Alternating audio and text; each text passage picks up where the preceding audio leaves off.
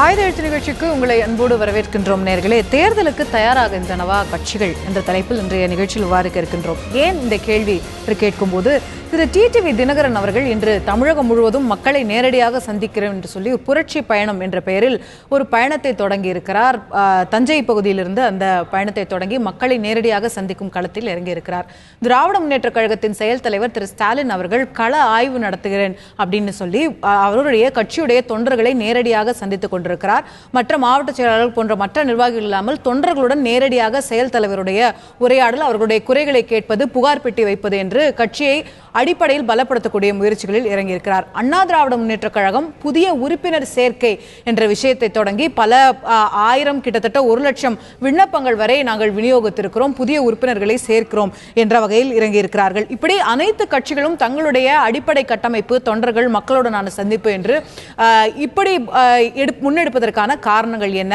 வர இருக்கக்கூடிய உள்ளாட்சி தேர்தலில் பலப்படுத்திக் கொண்டிருக்கக்கூடிய முயற்சியா, இந்த கட்சிகளில் இருக்கக்கூடிய பலவீனங்களை இது போன்ற முயற்சிகள் சுட்டிக்காட்டுகிறதா, அல்லது பலப்படுத்தக்கூடிய தலைமைகள் எடுக்கக்கூடிய அந்த முடிவுகளை காட்டுகிறதா?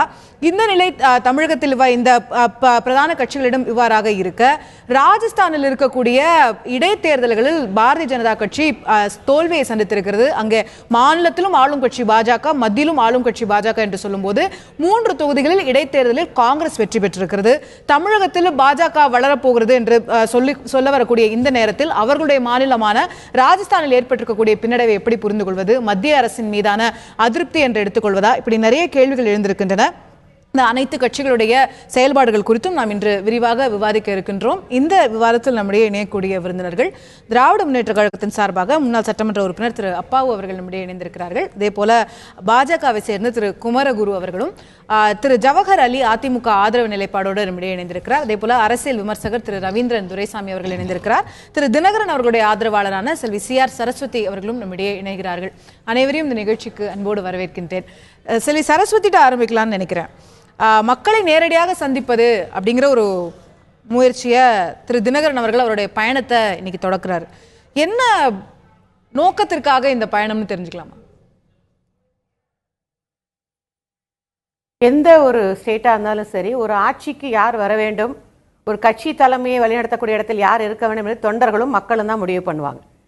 எங்களை பொறுத்த வரைக்கும் தொண்டர்கள் எங்கள் பக்கம் எப்படி இருக்காங்கிறத நாங்கள் மேலூர் கூட்டத்தில் ஆரம்பித்து RK நகரில் எங்கள் தொண்டர்கள் செய்த கட்சி வேலைகள் எல்லாரும் பார்த்தீங்க. அதே போல் சமீபத்தில் நடந்த திருவள்ளூர் கூட்டம் வரைக்குமே எங்கள் தொண்டர்களுடைய எழுச்சியும் மக்களுடைய ஆதரவும் எங்களுக்கு இருக்குங்கிறத நாங்கள் நிரூபிச்சுட்டு தான் வரோம். இப்பொழுது இனி நம்ம உள்ளாட்சி தேர்தலை சந்திக்க இருக்கிறோன்னு ஆளுங்கட்சி சொல்லுது. அது எப்போ கொண்டு வருவாங்களோ அது அவங்களுக்கு தான் தெரியும். எந்த தேர்தல் வந்தாலும் சந்திக்க நாங்கள் தயாராக இருக்கோம் என்பதை மாண்புமிகு சட்டமன்ற உறுப்பினர் எங்கள் துணை பொதுச்செயலாளர் ஏற்கனவே தெரிவிச்சிருக்காங்க. மக்களை சந்திக்கிறதான் ஒரு கட்சியினுடைய தலைமையினுடைய முதல் வேலையாக இருக்கணும். மக்கள் தான் தீர்மானிக்கணும் வரப்போகிற தேர்தலில் இந்த நாட்டை, இந்த மக்கள் விரோத அரசு அகற்றப்பட்டு அடுத்து யார் ஆட்சிக்கு வர வேண்டும் என்ற நிலையில் மக்கள் தெளிவாக இருக்கும்போது, எங்களுக்கு மக்கள் ஆதரவு இருக்கும்போது அந்த மக்களை நேரில் சந்திப்பதில் எங்களுடைய கடமை. அதை தான் எங்கள் துணை பொதுச்செயலாளர் செஞ்சுட்டு இருக்காங்க. இல்லை, மக்களை சந்திக்கிறோம் சொல்றீங்க. இப்போ அதிமுகவில் பார்த்தீங்கன்னா உறுப்பினர் சேர்க்கையில் இறங்கியிருக்கிறாங்க. அவங்க நேரடியாக தங்களுடைய அடிப்படையை வலுப்படுத்துறதுக்கான முயற்சியில் இறங்கிறாங்க. திமுக செயல் தலைவர் தொண்டர்களை சந்தித்து கட்சியை வலுப்படுத்தக்கூடிய முயற்சியில இறங்கியிருக்கிறாரு. திரு தினகரன் அவர்களுக்கு ஒரு கட்சி கட்டமைப்பு அப்படிங்கிறதே முதல் கேள்வியால இருக்கு. அதாவது அண்ணா திமுக இணைந்த கைகளாக மேலே இருப்பவர்கள் சொல்லி திரு OPSம் EPSம் இணைத்து வைத்த பிறகு திரு OPS வெளியில் பத்திரிகைக்காரங்கிட்ட கேட்கிறாரு, நீங்க அண்ணா திமுக ஏற்கனவே இருப்பவங்கலாம் நீக்கிறீங்களான்னு போது திரு OPS சொன்னார், அம்மா போட்ட யாரையுமே நாங்க நீக்க மாட்டோம் சொன்னவர் இதே OPS தான். தேர்தல் ஆணையம் தான் இவங்களுக்கு பர்மிஷன் கொடுத்திருக்கு. அண்ணா திமுக என்ற பெயரையும் கட்சி கொடையும் பயன்படுத்தலாம். வழக்கு இருக்கு சுப்ரீம் கோர்ட்ல. தேர்தல் ஆணையம் இவங்களுக்கு கொடுத்த லெட்டர்ல கூட பொதுச் செயலாளராக சின்னமா இல்லை என்றோ, துணை பொதுச் செயலாளராக மாண்புமிகு டிடிவி தினகரன் இல்லை என்றோ சொல்லல. முடிச்சிடுறேன். நீங்க சொல்லல. அதே போல ஏங்க அம்மா போட்டவர் அம்மா அவரை MP ஆக்கலையா? அம்மா பொருளாளர் ஆக்கலையா? அம்மா அவர் தமிழ்நாடு சுற்றுப்பயணம் 2 முறை MP ஆக்கலையா? இந்த கட்சியில் பல முறை எல்லாரும் ஏங்க கடைசி நேரத்துல பல பேரை அம்மா தள்ளி வச்சாங்க. நான் கேட்கிறேன், இதே திரு OS இன்னைக்கு இருக்கிற OS மணியும் திண்டுக்கல் சீனிவாசனும் 12 வருஷம், நான் இந்த கட்சிக்கு 12 வருஷம் எங்க இருந்தாங்கன்னு தெரியல. சரிங்க, இந்த முறை யார் மூலமா சீட்டு வாங்குனாங்கன்னு எங்களுக்கு தெரியும். சரி, 12 வருஷம் அம்மா அவங்கள கூப்பிடவே இல்ல. ஓகே, சரி, பிக்சர்லயே அவங்க கிடையாது. அந்த மாதிரி பல பேருக்கு அண்ணா திமுக வரலாறு இருக்கு. நான் புரிஞ்சுக்கிறேன். எங்க மக்கள் ஏத்துக்கிட்டாங்க. நான் என்ன கேக்குறேன், திமுக அதிமுகல அவங்களுக்கு வந்து அடிப்படை கட்சி கட்டமைப்பு இருக்கு, அதை அவங்க வலுப்படுத்த முயற்சி செய்யறாங்க. இப்போ திரு தினகரன் அவர்கள் மக்களை சந்திக்கிறாருன்னு வச்சுக்கோங்களேன், யாராவது அவரோட வந்து ஆதரவு தெரிவிச்சு மக்களை வந்து அவருக்கு வராங்க அப்படின்னு சொன்னா அவங்க எந்த கட்சியில சேருவாங்க? நாங்க அதிமுக தாங்க. இவங்க இல்லைன்னா நாங்க இல்லைன்னு ஆட முடியாது. இவங்களுக்கு இன்னும் நிறைய இருக்கு, சுப்ரீம் கோர்ட் வரைக்கும் போய்கிட்டு இருக்கோம். ஒண்ணு. இரண்டாவது, எங்கள் அதிமுக வலுவா இருக்குன்னு சொல்றவங்க இன்னைக்கு அமைச்சர் ஜெயக்குமார் சொல்றார், அதிமுகவை வலுப்படுத்ததான் இந்த ஆலோசனை கூட்டம்ங்கிறார். வலுவா தானே இருக்கீங்க, அப்புறம் என்ன வலுப்படுத்த போறீங்க? இல்ல, என்னவோ 1 லட்சம் காலத்துல இருந்து படிப்படியா வலுப்படுத்தி வந்து 1.5 தொண்டர்கள் வரைக்கும் உடனே நிப்பாட்டியா? அப்ப வந்து 96ல வலுவா இல்லன்னு சொல்ல போறோமா? அதுதான் அதிமுக. அம்மா வலுப்படுத்திட்டு போன அதிமுக இன்னைக்கு கிடையாது. வலுவிழந்த அதிமுக தான் அவங்க கிட்ட போயிருக்கு. மேல இருக்கிற ஆசீர்வாதத்தோட வலுவிழந்த அதிமுக தான் வலுப்படுத்த போறோம்னு சொல்றாங்க. இரண்டாவது, இன்றைக்கு எத்தனை உறுப்பினர்கள் சேர்த்திருக்காங்கங்கறத பத்தி நீங்க தான் போய் டெய்லி ஒரு லட்சம் பேர் டெய்லி போய் எத்தனை உறுப்பினர்கள் நாங்க தெரிஞ்சுக்கிறோம். அத எத்தனை உறுப்பினர்கள் சேர்த்திருக்காங்கன்னு கேட்போம். திரு ஜவஹர் அலிட்ட தான் நான் கொண்டு போக நினைக்கிறேன். நம்ம புதிய உறுப்பினர் சேர்க்கை அப்படின்னு சொல்லி இப்ப இறங்கி இருக்கிறது திரு தினகரன் அவர்கள் சொல்லுது போல, அடிப்படை உறுப்பினர்கள் தொண்டர்கள்லாம் என் பக்கம் வந்துட்டாங்க, அவர் பக்கம் போயிட்டாங்க, அந்த இடத்தை நிரப்பணும் அப்படிங்கிறதுக்காக நம்ம புது உறுப்பினர்கள் சேர்க்கிறோமான்ற கேள்வி வருது. அதாவது அதிமுக பொறுத்த வரைக்கும் ஒவ்வொரு 5 வருஷத்துக்கு ஒரு முறை புதிய உறுப்பினர்கள் சேர்க்கிறது வந்து வழக்கமான ஒன்று. எது இப்போ இல்லை, புரட்சி தலைவர் எம்ஜிஆர் காலத்துல இருந்து அந்த அடிப்படையில் வந்து இந்த 5 வருஷத்துக்கு ஒரு முறை புதிய உறுப்பினர்கள் வந்து சேர்க்கை நடந்துகிட்டு இருக்கு. மற்ற சேர்க்கைகளும் இதுவும் ஒன்று இல்லைன்னு நம்ம எல்லாருக்குமே தெரியும் இல்லையா திரு ஜவஹர் அலி? ஏன்னா இந்த முறை இந்த உறுப்பினர் சேர்க்கைக்கு முன்னாடி மாவட்ட வாரியா 100 பேர் 200 பேர் நீங்க நீக்கிட்டே வரீங்க கட்சியில இருந்து. 100 பேர், அதுவும் நிர்வாகிகளை வந்து நீங்க நீக்கிட்டே வரீங்க கட்சியில இருந்து. அப்போ வெளிப்படையாக நீங்களே ஒப்புக்கொள்கிறீர்கள் தினகரன் அவர்களுக்கு ஆதரவாக அவர்கள்லாம் இருக்கிறார்கள் அப்படின்னு. அப்போ அவர் எக்ஸோட சிறந்திருக்க இந்த கட்சியில இருந்து வெளியேன்ற கேள்வி இல்ல. உண்மைதான், அவங்க வந்து இந்த கட்சிக்கு துரோகம் செஞ்சிருக்காங்க, இந்த கட்சிக்கு எதிராக நடவடிக்கையில் ஈடுபடுறாங்க என்ற அடிப்படையில் தான் அவங்க நீக்கப்படுறாங்க. இது கட்சி களை எடுக்கிறது. இன்றைக்கு தூய்மையான கட்சியாக இருக்கணுங்கிறதுக்காண்டி தான் இப்படிப்பட்ட ஒரு நடவடிக்கை எடுக்குது. அதுக்கான புதிய நியமனங்கள் நியமிக்க போறாங்க. அதுக்கு முன்னாடி உறுப்பினர்களையும் சேர்ந்து எப்பவுமே வந்து 5 வருஷத்துக்கு ஒரு முறை கட்சியை ஒரு 20 லட்சம் தொண்டர் எம்ஜிஆர் இருக்கும்போது 20 லட்சம் தொண்டர்கள் தான் இருந்தாங்க. இன்றைக்கு 1.5 கோடி தொண்டர்கள் உருவாயிருக்காங்கன்னா அம்மாவனுடைய செயல்பாடுகள்.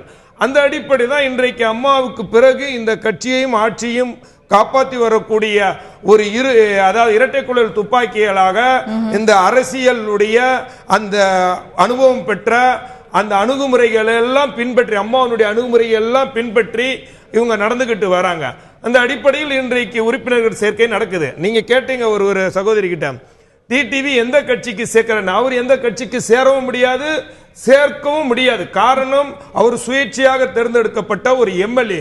அப்படி இருக்கும் பொழுது அவர் கட்சியை ஆரம்பித்தா கூட அந்த எம்எல்ஏ பதவி போயிடும். ஆன்டி டிஃபெக்ஷன் லால இருக்கக்கூடிய விஷயம் தான்.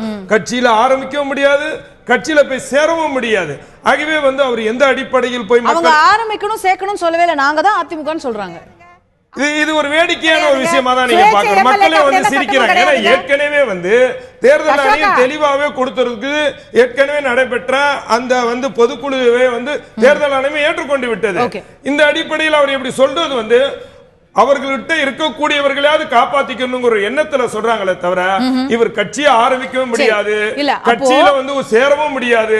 அப்படி சேர்றதா இருந்தா மீண்டும் எம்எல்ஏ பதவியை ராஜினாமா பண்ணிட்டு போவோம். ஓகே, நாம வந்து திரு தினகரன் அவர்கள் கட்சி ஆரம்பிக்கிறாரா இல்லையன்றதை விட்டுருவோம். இப்ப அதிமுகல அடிப்படை உறுப்பினர்கள் சேர்க்கைன்னு சொல்லும்போது அடுத்த கட்டம் உட்கட்சி தேர்தலா? நிச்சயமாக நடத்துவாங்க. எந்தெந்த பொறுப்புகளுக்கெல்லாம் உட்கட்சி தேர்தல்? எந்தெந்த எல்லா பொறுப்புகளுக்கும் அது வந்து அந்த ஆட்சி மன்ற குழு முடிவெடுத்து அவங்க சரியான நடவடிக்கை எடுப்பாங்க. ஜெயலலிதா அவர்கள் இருக்கிற வரைக்கும் பொதுச் செயலாளர் வரைக்கும் தேர்தல் தான். இன்றைக்கு அதற்கான நடவடிக்கைகளில் இப்போ வந்து அதாவது ஒருங்கிணைப்பாளரும் துணை ஒருங்கிணைப்பாளரும் இணங்கி இருக்காங்க. ஆட்சி மன்ற குழு என்ன முடிவு எடுக்கிறாங்களோ அதனுடைய அடிப்படையில் வந்து இந்த கட்சியை சிறப்பான முறையில் 2021க்கு பிறகு கூட இந்த ஆட்சி நீடிக்க வேண்டும் என்ற அடிப்படையில் இன்றைக்கு மக்களுடைய பணிகளும் இருக்கு. தொண்டர்களை அரவணைத்து நடக்கக்கூடிய தலைவர்களாக அண்ணன் ஓபிஎஸ் இபிஎஸ் அவர்களும் இன்றைக்கு, அதாவது எப்படி சொல்லணும்னா, இன்றைக்கு முன்னாடிலாம் வந்து பார்க்க முடியாது. இன்றைக்கு வந்து ஓபிஎஸ் இபிஎஸ் அவர்களே சாதாரண தொண்டர் முதல் மக்கள் முதல் நேரடியா போய் வீட்டுல போய் சந்திக்கக்கூடிய ஜெயலலிதா அவர்கள் அப்படி சந்திக்கல இல்லையா? இல்ல, அன்றைக்கு அம்மா ஒரு அணுகுமுறை வச்சிருந்தாங்க. இல்லன்னு சொல்ல ஜெயலலிதா முடியாது. அவர்கள் தொண்டர்கள் நேர சந்திக்கல, இபிஎஸ் தொண்டர்களை சந்திக்கலன்னு சொல்ல. ஆனா அம்மா கிட்ட இருந்த அணுகுமுறை வேற, இவர்கள் கிட்ட இருக்கக்கூடிய அணுகுமுறை என்பது வேற. இவங்க வந்து இருக்கிறது வந்து அரசியலுடைய நிறைகுடமாக நிகழ்பவர் அண்ணன் ஓபிஎஸ் அவர்கள். அப்ப ஜெயலலிதா அவர்கள் இல்ல, அவர் அதான் சொல்றேன், இரண்டு பேருக்கும் உள்ள அணுகுமுறைகள் வித்தியாசப்படலாம். சரி, ஓகே. அம்மா வந்து நினைச்சாங்கன்னா திடீர்னு நீக்கக்கூடிய அந்த ஆளுமைங்கிறது வேற. அம்மாவுடைய ஆளுமை இப்ப இருக்கக்கூடிய எந்த தலைவர்களுக்கும் இல்லங்கிறது நம்ம ஒப்புக்கொள்ள வேண்டியதாகணும். ஆனா தொண்டர்கள், நீங்க எந்த தொண்டர் நினைச்சாலும் முதலமைச்சர் துணை முதலமைச்சர் வீட்டுல போய் சந்திக்கலாம் சொல்றீங்க. திரு அப்பாவு அவர்கள்ட்ட கொண்டு போக நினைக்கிற விஷயம், திமுக செயல் தலைவரும் இதே போன்ற ஒரு முயற்சியில இறங்கியிருக்கிறாரு. அவர் வந்து தொண்டர்களை சந்திச்சு குறைகளை கேட்பது அப்படின்னு சொல்லி அதுல கவனிக்கப்பட வேண்டிய விஷயமா என்ன பார்க்கப்படுது அப்படின்னா, மாவட்ட செயலாளர்கள் போன்ற அந்த பிரதான முக்கிய நிர்வாகிகளை நீக்கிட்டு நேரடியா கிளை செயலாளர்கள் அது போல கீழ்மட்ட தொண்டர்களை வந்து சந்திக்கக்கூடிய ஒரு முயற்சியில இறங்கியிருக்கிறாரு. அப்போ மாவட்ட செயலாளர்கள் மற்ற தொண்டர்களுக்கிடையே ஒரு இடைவேளை இருக்கிறது, மாவட்ட செயலாளர்கள் மேல ஒரு அதிருப்தி இருக்கிறது தலைமைக்குன்ற மாதிரி ஒரு புரிதல் வந்துருது. தவறான தகவலை கேள்வியே தவறான கேள்வி. மற்ற கட்சிகளை போல ஒப்பிடுவதற்கு திராவிட முன்னேற்ற கழகத்தை அப்படி ஒப்பிட முடியாது. திராவிட முன்னேற்ற கழகம் வந்து இது அன்றாட பணிகள் தொடர்ந்து நடைபெற்றுக் கொண்டிருக்கிறது. தலைவர் கலைஞர் உடல் நலத்தோடு இருக்கின்ற வரைக்கும் சரிதான். அறிவாலயத்துக்கு தலைவர் இருக்கும்போது சாமானியன் வரைக்கும் போய் உட்கார்ந்து பார்த்து என்ன விஷயம் கேட்கக்கூடியது அதே பணிதான் இப்போ செயல் தலைவரும் அதே பணியை தான் செய்துட்டு. மை மெமரி இஸ் ரைட், திரு கருணாநிதி அவர்கள் இருக்கும்போது இதே மாதிரி கூட்டங்கள் நடந்திருக்கு, நான் மறுக்கல. ஆனா திமுக தலைவர் கருணாநிதி அவர்கள் நடத்தும் போது மாவட்ட செயலாளர்கள்ல இருந்து இணை செயலாளர்கள்ல இருந்து எல்லாருமே இருப்பாங்க, எல்லா நிர்வாகிகளும் ஒன்னா பேசுவாங்க. ஆனா இப்போ மாவட்ட செயலாளர்கள் அந்த கூட்டத்துல கிடையாது, நேரடியா நான் காடஸ்ட போறேன், அதாவது அடுத்த நிலை தொண்டர்கள்ட்ட போறேன்னு சொல்லும்போது அப்போ மாவட்ட செயலாளர்கள் சரியா செயல்படல, இல்ல அவங்க மீது வந்து புகார்கள் எழக்கூடும் ஒரு அதிருப்தி வருதான்னு கேட்கிறேன். இது வரைக்கும் மாவட்ட செயலாளர் இல்லாம கூட்டம் நடந்திருக்கா, நீங்க சொல்லுங்க. அதிருப்தி ஆட்டு தமிழ்நாட்டிலே ஒரு இயக்கத்துல, தமிழ்நாட்டில் இந்தியாவிலே எவ்வளவு எத்தனையோ பிரச்சனைகள் வந்திருக்கு. யாருமே இதை விட்டு போகவும் இல்லை, அதை பற்றி அந்த எண்ணமும் இல்லை, சிந்தனையும் இல்லை. ஒரு சாதாரண தொண்டன் தன்னுடைய மனதில் இருக்கிறத மாவட்ட செயலாளர் இருந்தால் சொல்றதுக்கு பயம் இருக்கும் அப்படின்னு சொன்னால் தங்களுடைய ஆலோசனை இல்லை. மாவட்ட செயலாளர்கள் எல்லா கட்சியிலையுமே தங்களுடைய கருத்துக்களை வெளிப்படையாக சொல்வதற்கு தயக்கம் இருந்தால் அங்கே அவங்களுடைய ஒரு பெட்டி வச்சிருக்கு. அந்த தயக்கமே ஏன் இருக்கணும்ன்ற கேள்வி இல்ல இருக்கும்ல. கட்சின்னு சொன்னா இருக்கதான். நம்ம வந்து மற்ற கட்சிகளும் திராவிட முன்னேற்ற கழகமும் ஒண்ணும் இல்ல. இப்ப நீங்க இருக்கீங்க, சிஓட்ட டைரக்டா பேசுறீங்க, கீழ் நிலையில இருக்கவங்க பேசுவாங்களா உடனே அவங்க சொல்லிட முடியுமா? சொல்ல முடியாது. இல்ல டிவில பேசிக்கலாமே தவிர பொதுவான விஷயங்கள் வந்து கட்சியோட வளர்ச்சிக்கான கருத்துக்களை தான் எல்லாருமே சொல்ல போறாங்க. அப்ப இவங்க இருந்தா சொல்ல முடியாது, இல்ல இவங்க இருந்தா வந்து ஒரு பயம் இருக்கும், தயக்கம் இருக்கும்னு சொன்னா அதுவே சில கேள்விகளை எழுப்பலான்னு கேக்குறேன். அப்போ வந்து நீங்க ஊடகங்கள் கேட்டுக்கலாம், அதை பற்றி எந்த தவறுமே கிடையாது. நீங்க எப்படியெல்லாம் கேள்வி கேட்கணுமோ கேட்கலாம். ஏன்னா ஊடகங்களே இப்ப எப்படின்னா ஒரு பிரதான எதிர்கட்சியே இல்லாதது மாதிரி ஒரு மாயையை உருவாக்க முயற்சி பண்றாங்கல்ல. அப்ப அது பண்ணும்போது இந்த கேள்வி எல்லாம் உங்களுக்கு சொல்றேன். அதாவது ஊடகங்களையும் பத்திரிகைகளையும் பின்புலத்திலிருந்து என்ன நேரடியாட்டே சொன்னா, தம்பி இயக்கத்தில் இருக்கக்கூடிய பாரதிய ஜனதா கட்சியை மிரட்டுறாங்க பல சந்தர்ப்பங்களே எங்களுக்கு தெரியும். அதுக்கு விளக்கம் சொல்லலாம் நாங்க இப்போ. ஆனா அதுக்கு சொல்ல அப்படிப்பட்ட நிலை ஏற்படும் போது இந்த கேள்விகள் பல கேள்விகள் கேட்கதான் செய்வாங்க.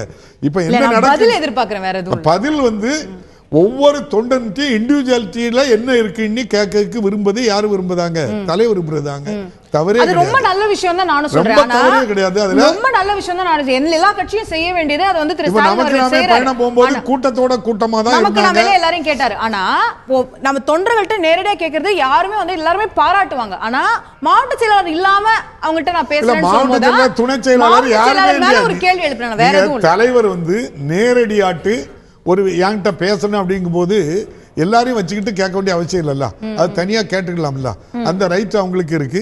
இன்னும் சில விஷயங்களை நீங்க மனுவாட்டு எழுதி தாருங்க, என்னென்ன நடக்கு என்ன செய்யலாங்கிற ஒரு ஆலோசனை தானே இது. ஒவ்வொருடைய கருத்தையும் தொண்டனுடைய கருத்து ஒரு தலைவர் புரிந்து கொண்டாக்கி எதிர்காலங்களில் மக்களுடைய விருப்பங்கள் என்ன இருக்கு, ஒவ்வொரு பகுதியில என்னென்ன பிரச்சனைகள் இருக்கு அதை தெரிஞ்சுக்கணும். ஒரு அரசே அப்படிதான் நடக்கணும். மக்கள்கிட்ட என்ன பிரச்சனை இருக்கு. இன்னைக்கு நீங்க சிவகாசியில் எடுத்துக்கிட்டாக்கி தீப்பெட்டியும் வெடியும் அழிஞ்சு போச்சு. திருப்பூர போனாக்கி எல்லா தொழிலும் அழிஞ்சு போச்சு.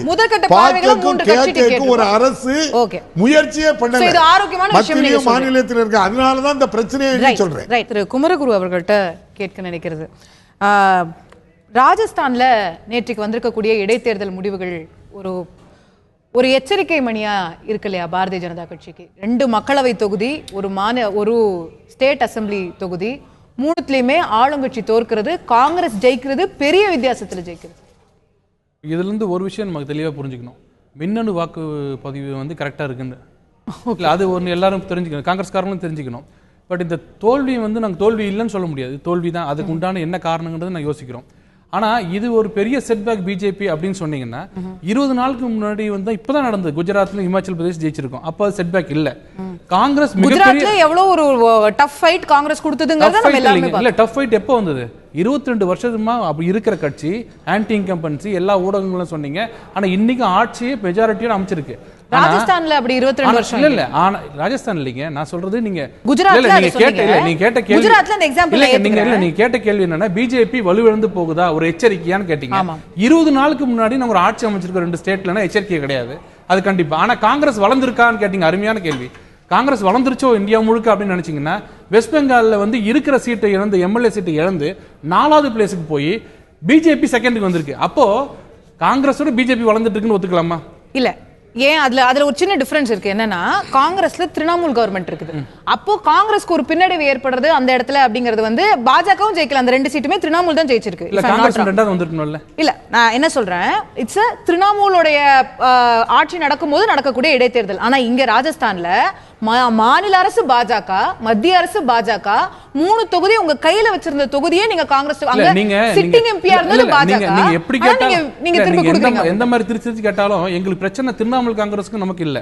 இப்ப நீங்க கேட்ட கேள்வி, காங்கிரஸ் வந்து பலமா இருந்தா பிஜேபி கீழ போகுதா? வெஸ்ட் பெங்கால்ல நீங்க வளரணும்னா திரிணாமுல் காங்கிரஸ் போட்டி தானே சார். இப்ப தமிழ்நாட்டுல உங்களுக்கு காங்கிரஸ் போட்டியா அதிமுக திமுக போட்டியா? இல்ல, இப்ப நீங்க திரிணாமுல் காங்கிரஸ் ஜெயிச்சதுன்னா அதுக்கு அடுத்து காங்கிரஸ் வந்திருக்கு sir. I am talking about அந்த ஆட்சி மீதான அதிருப்தி பத்தி நான் பேசுறேன். இப்போ திரிணாமுல் ஆட்சியில திரிணாமுல் ஜெயிச்சிருக்கு, அந்த ஆட்சி மேல அதிருப்தி இல்ல. ஆனா இங்க பாஜக ஆட்சியில பாஜக தோத்துருக்கு. நான் சொல்லிட்டேன், எச்சரிக்கை உண்மை, அதை நாங்க வந்து சுய பரிசோதனை செய்யவும், அந்த 3 தொகுதியில் என்ன காரணம்ன்றது பாப்போம், அது ஒண்ணு. ஆனால் அது ஒரு காரணத்திலேயே காங்கிரஸ் வந்து அசுர வேகத்துல வளர்ந்துருச்சுன்னு சொல்லாதீங்க. பக்கத்திலேயே இருக்கிற ஸ்டேட்ல அங்க வெஸ்ட் பெங்கால்ல இல்ல. ஒண்ணு. Okay, it's not about the question is not about Congress, it's about BJP. Okay, பரவாயில்லை. நீங்க வந்து நான் பெரிய வித்தியாசம்னு சொன்னது, நீங்க பெரிய வித்தியாசத்துல தோத்துறீங்க, அவ்வளவு பெரிய ஒரு அதிருப்தி இருந்திருக்குதாங்கற கேள்விக்காக. இல்ல, அப்படி நம்ம இப்ப இந்த பாயிண்ட், இந்த பிரின்சிபல் வந்துருவோம். இப்ப நீங்க இந்த ஃபார்முலா எடுத்துக்கிட்டீங்க, அப்ப இடைத்தேர்தலில் ஜெயிக்கிற கட்சி வந்து இப்போ அதிருப்தியா இருக்கிற கட்சின்னா, ஆர்கே நகர்ல வந்து தினகரன் ஜெயிச்சிருக்காரு, ஆட்சி அவர் தான் அமைக்க போறாரு, நல்லா ஒத்துக்கலாமா? திமுக வந்து டெபாசிட் போயிடுச்சு, அப்படி நம்ம சொல்ல முடியாது. ஆனா என்ன கேள்வி வரும்னா, நிச்சயமா அதிமுக என்ற ஆளுங்கட்சி மீது அதிருப்தியை மக்கள் வெளிப்படுத்தியிருக்கிறார்களான்னு வரும். அதே தான் பாஜக. அதுதான் கேக்குறேன். நான் முதல்ல சொல்லிட்டேன், ஆமாம், அது தோல்விக்கு உண்டான காரணத்தை நாங்க பரிசீலிக்கிறோம். ஆனா இது ஒரு எச்சரிக்கை.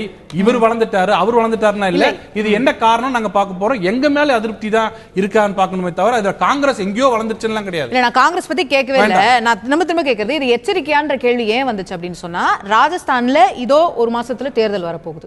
அப்போ தேர்தல் நெருக்கத்தில் இருக்கக்கூடிய சமயத்துல பாஜக தோக்குதுன்னு சொல்லும்போது, அப்போ அடுத்த ஆட்சி காங்கிரஸ் தான் அமைக்குமான்ற ஒரு கேள்வி. ஏன்னா உடனடியா தேர்தல் வரப்போறதுனால, பிளஸ் மக்களவைக்கான தேர்தலும் அடுத்த ஆண்டு வரப்போகுது. சோ அப்போ இன்னும் ஓராண்டு ஆட்சி இருக்கக்கூடிய சமயத்துல ஒரு மாசம் பொறுத்து வர போற கேள்வி கேக்குறீங்க. நான் சொல்ல, ஒரு மாசத்துக்கு முன்னாடி வந்த ஆட்சியில 2 ஆட்சி நாங்க பிடிச்சிருக்கோம்.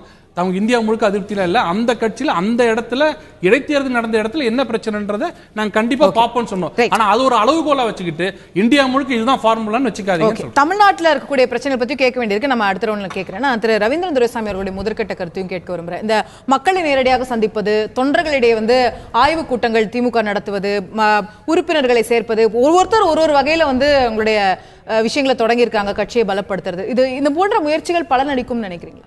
அதாவது இந்த முயற்சிகள் வந்து ஆர்கே நகர் இடைத்தேர்தலுக்கு பிறகு அடுத்த கட்ட நகர்வாக உள்ளாட்சி தேர்தல் ஏப்ரல் மேல நடக்கும்னு கட்சிகள் நம்புது. இன்னும் சொல்ல போனா கருணாநிதி ஜெயலலிதா போன்றவங்கலாம் இன்டைரக்ட் எலெக்ஷன் வச்ச சூழ்நிலையில் இந்த இந்திய அரசு வந்து டைரக்ட் எலெக்ஷனே மாநகராட்சி நகராட்சிகளுக்கு வச்சிருக்கிறாங்க. அப்போ அதில் வந்து அவங்களுக்கு வந்து எதிர்க்கட்சிகளை தொடர்பாட்டு பல வியூகங்களுக்கு, குறிப்பாக வந்து திமுக காங்கிரஸ் தொடர்பான வியூகங்கள் இருக்குது.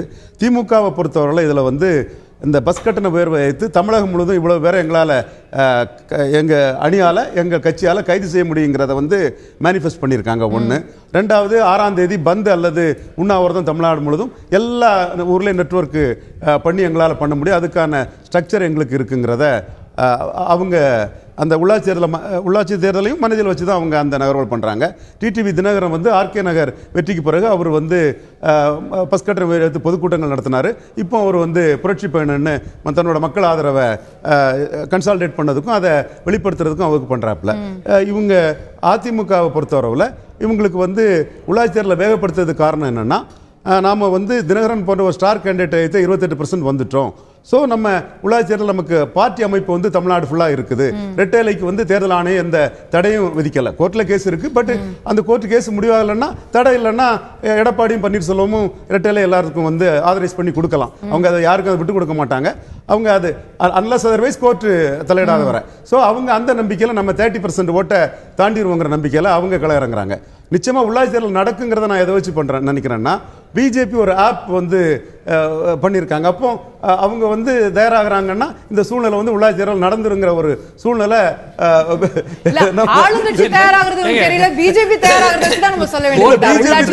பார்த்தா நடந்துருங்கிற நம்ம அதிமுக கையில இருக்கு. ஆனா நீங்க வந்து பிஜேபி தயாராகுதுன்னு சொல்றது அந்த ஒரு அதோட அந்த என்வைரன்மெண்ட் தாக்கத்தை தான் நான் சொல்றேன். பிஜேபி தயாரானால நடந்துருன்னு சொல்றேன். நீங்க வந்து இந்த முயற்சிகள் மூணு கட்சிகளுமே எடுக்கிறாங்க. இப்ப நீங்க பாஜகவும் ஆப் லான்ச் பண்ணிருக்காங்கன்னு சொல்றீங்க இல்லையா? இது போன்ற முயற்சிகள் வந்து ஒரு ரெகுலர் ப்ராசஸ் அவங்க கட்சியை பலப்படுத்துறாங்க அப்படின்னு எடுத்துக்கிறதா, இல்ல இந்த ஒவ்வொரு கட்சிகளுக்குமே வெவ்வேறு பலவீனங்கள் இருக்கின்றன, அதை சரி கட்டுவதற்கான முயற்சியை நிச்சயமா ஒவ்வொரு கட்சிக்குமே பலவீனங்கள் இருக்கின்றன. நீங்க வந்து ஏடிஎம்கே வந்து ஆளுங்கட்சி வந்து வெற்றி பெற வேண்டிய கட்சி வந்து 28% வாக்குகள் தான் எடுத்திருக்குது. என்றாலும் அவங்களோட பிரதான எதிர்கட்சிங்கிறது வந்து திமுக தான். அவங்க அப்படிதான் அதை பொலிட்டிகலைஸ் பண்றாங்க. தினகரன் வந்து தன்னுடைய வெற்றி வந்து 7.5 கோடி மக்களின் தீர்ப்புன்னு அவர் சொன்னா கூட இவங்க அது எரி நட்சத்திரம் நீர்க்குமிழி அப்படின்னு மாதிரி அதை 233க்கும் வேறங்கிற மாதிரி அதை சீயிங் இஸ் பிலீவிங் ரெண்டு பேரும் ஒவ்வொரு கிளைமை தான் சொல்றேன். அதே வேளையில் அவங்க வந்து மாநில கட்சி தேசிய கட்சிகளுக்கு வர முடியாதுன்னு சொல்லக்கூடியவங்க இன்டைரக்டா திமுக ரெகனைஸ் பண்றாங்க. அதிமுக வந்து இன்டைரக்டா ரைஸ் நமக்குள்ள வச்சுக்கோங்கிற மாதிரிப்பட்ட போட்டி எங்க ரெண்டு பேருக்கு தான். திரு தினகரன் கிடையாது, தேசிய கட்சிகளும் கிடையாதுங்கிறத அவங்களோட பேச்சில் அது தெரியுது. மக்கள் தான் தீர்ப்பளிக்கணும். பட் அவங்க பேச்சில் வந்து தெளிவா தெரியுது. அவங்களும் ஒரு நம்பிக்கையின் அடிப்படையில் தான் வந்து அந்த டைரக்ட் எலெக்ஷன் கொண்டு வந்து களத்துக்கு போறாங்க. தென் டிஎம்கே வந்து அவங்களுக்குள்ள ஸ்ட்ரக்சர் வந்து பலமான ஸ்ட்ரக்சர். டெபாசிட்ல இருந்து 3வது போனா கூட அவங்க ஸ்ட்ரக்சர் பலமானது. தமிழ்நாடு ஃபுல்லா நெட்வொர்க் இருக்கிறது வந்து அவங்க இப்ப வெளிப்படுது. அவங்களால தான் அதை வெளிப்படுத்த முடியுங்கிற ஒரு தன்மை இருந்துட்டு இருக்குது. இந்த சூழ்நிலையில நாம நின்று ஜெயித்திருக்கோம். இன்னொரு கேண்டிடேட்டை விட்டு நாம வந்து நம்மளை நிரூபிக்கணுங்கிறத தினகரனும் தன்னோட முயற்சிகளை செய்யறாரு. ரைட். சோ ஒவ்வொருத்தர் ஒவ்வொரு வகையில திரு செல்வி சி. சரஸ்வதி அவர்கள்ட்ட கேட்க நினைக்கிறது, திரு தினகரன் வந்து தமிழகம் முழுவதும் வந்து பயணம் செய்யறாரு, மக்களை சந்திக்கிறாரு அப்படின்னு உங்களுடைய கட்டமைப்பு பலப்படுத்துறாரு அப்படின்னு சொல்றீங்க. ஆனா இன்னைக்கு அதிமுகல புது உறுப்பினர் சேர்க்கைன்னு அறிவிச்சு 1,00,000 விண்ணப்பங்கள் வந்து உடனடியாக வந்து அதுல வந்து போயிருக்குது அப்படின்னு சொல்றாங்க. அப்போ நீங்கள் சொல்லக்கூடிய நீங்க தான் உண்மையான அதிமுக நீங்க சொல்றீங்க. ஆனா திரு தினகரன் பக்கம் எவ்வளவு பேர் புது உறுப்பினர்கள் சேர்ந்திருக்காங்க? அதிமுகல 1,00,000 விண்ணப்பங்கள் போயிருக்குன்னு அதிகாரப்பூர்வமா சொல்லியிருக்காங்க. அசோகா, நான் சகோதரர் ஜவஹர் அலிக்கு சில பதில் சொல்லணும். நான் ஓபியில் இருக்கேன், தயவு செஞ்சு ஒரு நிமிஷம் குறுக்கிடாதீங்க. அவர் என்ன சொன்னாரு, சுயேட்சையை ஜெயிச்சா எங்கேயும் போக முடியாது. செம்மலை என்ன சுயேட்சையை ஜெயிச்சு அதுக்கப்புறம் அண்ணா திமுக கொஞ்சம் வரலாறு அவருக்கு தெரியாதுன்னு நினைக்கிறேன். இன்னொரு விஷயம், துரோகம் பண்ணவங்களே வெளியேற்றுறோங்கிறாரு. துரோகத்தின் மொத்த உருவமா குத்தகைக்கு எடுத்திருக்கிற ஒரு அரசுக்கு சப்போர்ட் பண்ணி பேசுறவர் அவருங்கிறது உலகத்துக்கே தெரியும். துரோகத்தின் மொத்த உருவம் தான் இந்த ஆட்சி, இது உலகத்துக்கே தெரியும். இன்னொன்னு, இன்னைக்கு இருக்கிற ஓபிஎஸ் சிபிஎஸ்ஐ பார்க்க முடியும், அம்மாவை இவங்கள ஒண்ணா? அம்மாவை தேடி பாரத பிரதமர் வந்து பார்த்திருக்காங்க, இவங்க அங்க போய் காலில் விழறாங்க. ஹிலாரி கிளின்டன் அம்மாவை தேடி வந்து பார்த்தாங்க, அம்மா அமெரிக்கா போய் பார்க்கல. எங்கள் அம்மாவை பார்ப்போம், இவங்களை யார் தெரியுமா பாக்குறாங்க? ஓபிஎஸ் மக்களோ தொண்டர்களோ கிடையாது. இந்த ஆட்சி ஒரு நிமிஷம் முடிச்சிடுறேன். இந்த ஆட்சியை வைத்து லாபம் பார்க்க நினைக்கிற எம்எல்ஏக்களும் இந்த ஆட்சி மூலமா சம்பாதிக்க நினைக்கிறவங்க தான் திரு ஓபிஎஸ் இபிஎஸ் பாக்குறாங்களே தவிர மக்களோ தொண்டர்களோ இல்ல. அதனால தயவு செய்து துரோகம் எங்களை சொல்லாதீங்க. துரோகத்தின் மொத்த உருவம் யாருங்கறத புரிஞ்சுக்கங்க. இரண்டாவது, நீங்க பதில் செய்றீங்க, கரெக்ட்டா சொன்னாரு. இல்ல நான் புரிஞ்சுக்கிட்டேன். நம்ம அத திரும்ப துரோகம் எங்களை சொல்லக்கூடாது. யார் துரோகம் உலகத்துக்கு தெரியும். ஐ அண்டர்ஸ்டாண்ட் உங்களுடைய கிரிட்டிசிசம், உங்களுடைய விமர்சனங்களை நீங்க பதிவு பண்ணிருக்கீங்க. நீங்க அது பதிவு ஆயிடுச்சு, முடிஞ்சிருச்சு. இப்ப நான் கேக்குற கேள்வி என்னன்னா, 1,00,000 உறுப்பினர்களை சேர்க்கறதுக்கான விண்ணப்பங்கள் அதிமுக விநியோகித்திருக்கிறது. உங்ககிட்ட எத்தனை பேர் புதுசா சேர்ந்திருக்காங்க? விநியோகிச்சிருக்குன்னு நீங்க சொல்றீங்க, நாங்க நம்புறோம், பார்க்கலாம். எனக்கு தெரிஞ்சு முத நாள் அங்க அதிமுக தலைமையில கூட்டம் இருந்த மாதிரி ஒரு உங்க டிவில எல்லாம் பார்த்தேன். இந்த 3 நாளா யார் இருக்க மாதிரி தெரியல. ஏங்க 1,00,000 விண்ணப்பங்கள் கொடுக்கறோம்னு சொல்றது முக்கியம் இல்லைங்க. இந்த கட்சிக்கு முதல்ல வர்றதுக்கு யார் தயாரா இருக்கா? ஒண்ணும் இல்ல, நேத்துக்கு நிதிநிலை அறிக்கை மத்திய அரசு பட்ஜெட் வெளியிட்டு இருக்காங்க. எங்க அம்மாவா இருந்தா என்ன கொடுத்திருக்காங்க? இந்த நிதிநிலை அறிக்கை மூலமா ஒரு நிமிஷங்க, நேத்திக்கு வந்த பட்ஜெட்டை முதலமைச்சர் பாராட்டுறாரு. இந்த பட்ஜெட் மூலமா சமையல் எண்ணெய் விலை உயர போகுது, தங்க வெள்ளி விலை உயரப்போ, தங்கமோ வெள்ளியோ ஒரு பெண்களுக்கு சேமிப்பு. வைரம் வேணா பணக்காரங்க வாங்கலாம், சராசரியா ஒரு கல்யாணத்துக்கு தங்கம் வாங்க நினைக்கிறவங்க கூட நேத்து பட்ஜெட் மூலமா வரி ஏற போகுது. சமையல் எண்ணெய் வரி ஏறுது, குழந்தைங்க கொடுக்குற பழச்சாறு வரி ஏறுது. தமிழ்நாட்டுல ஓகி புயலுக்கோ நிவாரண பணிக்கோ என்ன அறிவிச்சிருக்காங்க நேத்து பட்ஜெட்ல? தமிழ்நாட்டுக்கு என்ன நன்மை அறிவிச்சிருக்காங்க தமிழக இந்த பட்ஜெட்ல? முதலமைச்சர் ஒரு கேள்வி எழுப்பிருக்கீங்க, 1,00,000 பேர் சேர்ந்துட போறாங்களா? ஆமா, நீங்க ஒரு கேள்வி எழுப்பிருக்கீங்க, அதுக்கான பதில் நான் அவங்ககிட்ட கேக்குறேன். அதாவது அவங்க பதில் சொல்லுவாங்க. ஆனா உங்களை நோக்கின கேள்வி அப்படியே இருக்கு. உங்ககிட்ட எவ்வளவு பேர் புதுசா சேர்ந்தாங்க? நிச்சயமா இருங்க, அதிமுக அம்மா அணி வேணுங்கிற கோரிக்கையை தேர்தல் ஆணையத்துல வச்சிருக்கோம். நாங்க ஏப்ரல் மாதம் அதிமுக அண்ணா அம்மா அணியில தான் புது தினகரன் போட்டிட்டாங்க. புதுசாமா இருங்கம்மா, நான் முடிக்கிறேன் அசோகா. எங்களுக்கு அதிமுக அம்மா அணி 6ஆம் தேதி தேர்தல் ஆணையத்திலிருந்து பதில் எதிர்பார்க்கிறோம். அதிமுக அம்மா அணி வந்த பிறகு அந்த அம்மா அணியின் சார்பாக நாங்கள் உறுப்பினர் கார்டுகளை எங்க தொண்டர்களுக்கு வருவோம். எங்க கிட்ட எவ்வளவு உறுப்பினர் இருக்காங்கன்னு ஒவ்வொரு நிகழ்ச்சியில இப்போ சாயந்தரம் நீங்க பாத்தீங்க, தஞ்சாவூர்ல எங்க துணை பொதுச் செயலாளர் மாண்புமிகு சட்டமன்ற உறுப்பினர் நிகழ்ச்சியை தொடங்கிய போது அங்க நின்று மக்களை பார்த்திருப்பீங்க. எங்க கிட்ட எல்லாரும் நேத்திக்கு கூட இஸ்லாமிய பெருமக்கள் பல பேர் வந்து எங்க துணை பொதுச் செயலாளர் சந்திச்சு சேர்ந்திருக்காங்க. எங்க கிட்ட சேர்ந்திருக்காங்க. அதிமுக அம்மா அணி எங்களுக்கு வரும், தேர்தல் ஆணையம் எங்களுக்கு கொடுக்கும் நம்பிக்கை எங்களுக்கு இருக்கு. அதன் பிறகு எப்படி செயல்பாடுங்கிறத பொதுச் செயலாளர் துணை பொதுச் செயலாளர் அறிவிப்பாங்க. திரு ஜவஹர் அலி, ஒரே ஒரு கருத்து, சகோதரி வந்து செம்மலை பத்தி சொன்னாங்க. செம்மலை வந்து சேரும் போதுல ஆன்டி டிஃபெக்ஷன் லா இல்ல, இப்போதான் வந்திருக்கு. அதனால இப்போ வந்து அவங்க சேர முடியாது, சேர்ந்தா அவங்களுடைய பதவி போயிருங்கிறதும் உண்மை. அப்போ ஆன்டி டிஃபெக்ஷன் லா இல்லாத பட்சத்துல இந்த நடவடிக்கை எடுக்கல. அது ஒண்ணு. இப்போ வந்து சொல்றாங்க அவங்க எப்படி சொல்லுவாங்க, அப்படிதான் சொல்லுவாங்க. அதாவது சகோதரி உங்க கேள்விக்கு அவர் பதில் சொல்றாரு. உண்மை உங்க கேள்விக்கு பதில் சொல்றாரு. ஒரு தொகுதியில அதாவது வந்து டோக்கனை கொடுத்து அல்வாவை கொடுத்து வெற்றி பெற்றதுனால அவர்களுடைய ஆணவ பேச்சினுடைய உச்சகட்டமா கட்சியை ஆரம்பிச்சிருவோம், நாங்க ஆட்சியை பிடிச்சிருவோங்கிற வகையில அவர்களுடைய பேச்சு. அம்மா இருக்கும் போது டிடிவி எங்க இருந்தார்? ஆனா ஒரே ஒரு கேள்வி தான் கேக்குறேன். ரொம்ப நமக்கு மத்தவங்களுக்கு வாய்ப்பு கொடுக்க முடியாம போயிடும். நம்ம திரும்ப 2011 என்ன நடந்துச்சு, அப்புறம் திரும்ப வந்து சேர்ந்தாங்க, அதுக்கே போ. நான் என்ன கேக்குறேன், 1,00,000 அப்படிங்கிற நம்பரை அவங்க டிஸ்பியூட் பண்றாங்க. ஏன் அந்த சந்தேகம் எழுது அப்படின்னு சொன்னா, 1,00,000 விண்ணப்பங்கள் விநியோகிக்கப்பட்டிருக்கு, ஆனா 1,00,000 உறுப்பினர்கள் சேர்ந்திருக்காங்களா?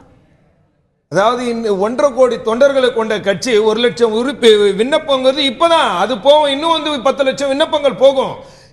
உறுப்பினர்கள் கடைசியா சேர்றாங்கன்றது தானே இருக்கு. அமைச்சர் வந்து ஒரு குறிப்பிட்ட அமைச்சர் வந்து அவர் மட்டும் 1000 விண்ணப்பங்கள் வாங்கிட்டு போறாரு, இன்னொரு அமைச்சர் 2000 விண்ணப்பங்கள் வாங்கிட்டு, ஒரு மாவட்ட செயலாளரும் அவங்கவங்க 1000 விண்ணப்பங்கள் வாங்கிட்டு போறாங்க. அப்போ அது விண்ணப்பம் போனதா கணக்காயிரும். திரும்ப உள்ள வரணும்ல. கண்டிப்பா வரும், கண்டிப்பா. ஏற்கனவே 1.5 கோடி தொண்டர்கள் இருக்கிறாங்கல்ல, அந்த அடிப்படையில தான் சொல்றாங்க. ஒரு உறுப்பினர் ஃபார்முக்கு 1.5 கோடி அங்க இருக்காங்கன்றாங்க, 1.5 கோடி இங்க இருக்காங்கன்றீங்க, மொத்தம் 3 கோடியான்ற கேள்வி. அதிமுகல இருக்கிறாங்கன்னு சகோதரியை ஒத்துக்குறாங்க. ஒரு சமயம் வந்து அதிமுகங்கறாங்க, ஒரு சமயம் தான் அம்மா அணிங்கிறாங்க. அவங்களே மாறுபட்ட கருத்துக்களை இப்ப கூட சொல்றாங்க. நாங்க தான் அதிமுக, நீங்க இல்ல. நீங்க இல்ல அதிமுக, நாங்க தான் அதிமுக. அது வந்து நீங்க சொல்றதுனால நான் சொல்றதுனால அப்படி சொல்லல. தேர்தல் ஆணையம் என்ன சொல்லிருக்குதுன்னா தேர்தல் ஆணையம் உங்களுக்கு சொல்லல சகோதரி. நாங்க கொடுத்த வாய்ப்புங்க. இல்ல நாங்க கொடுத்த வாய்ப்புங்க, உங்களுக்கு தானா மக்கள் கொடுக்கல. சரி, நான் கேக்குற சகோதரிகிட்ட அம்மா இருக்கும் வரைக்கும் அண்ணன் டிடிவி எங்க இருந்தாரு? சரி, புரிஞ்சுக்கிட்டேன். நம்ம இதுக்கு எந்த அட்ரஸ்ல இருந்தாரு? அம்மாக்கு என்ன நெருக்கமா இருந்தாரு? அம்மா அவங்களை அங்கீகரிச்சாங்களா? நான் ஒண்ணே ஒண்ணு சொல்லிடுறேன். இப்போ நடவடிக்கை என்ன தெரியுமா, 2014 எப்படி ஒரு மாபெரும் வெற்றியை 39 தொகுதிகளில் அதிமுக வெற்றி பெற்றதோ அந்த நிலையை உருவாக்குவதற்கான நடவடிக்கையில் இன்றைக்கு ஒருங்கிணைப்பாளர் துணை ஒருங்கிணைப்பாளர் ஈடுபட்டிருக்காங்க. வரக்கூடிய உள்ளாட்சி தேர்தல், வரக்கூடிய பாராளுமன்ற தேர்தல் மிகப்பெரிய வெற்றியை அதிமுக பெறக்கூடிய வகையில் இன்று உறுப்பினர் சேர்க்கை மட்டும்தான் மக்களும் சேர்ந்துகிட்டே இருக்காங்க. அப்பாவு அவர்கள்ட்ட கேட்க நினைக்கிறது, இன்னைக்கு அதிமுக பலவீனப்பட்டிருக்கு, மக்கள்லாம் அதிருப்தியில் இருக்கிறாங்க அப்படின்னு சொல்லி தொடர்ந்து விமர்சனங்கள் வச்சுட்டு வரீங்க. ஆனா அதிமுக 1 லட்சம் புதிய உறுப்பினர்களுக்கான விண்ணப்பம் கொடுக்குது. திமுக எவ்வளவு பேர் புதுசா சொன்னாங்க?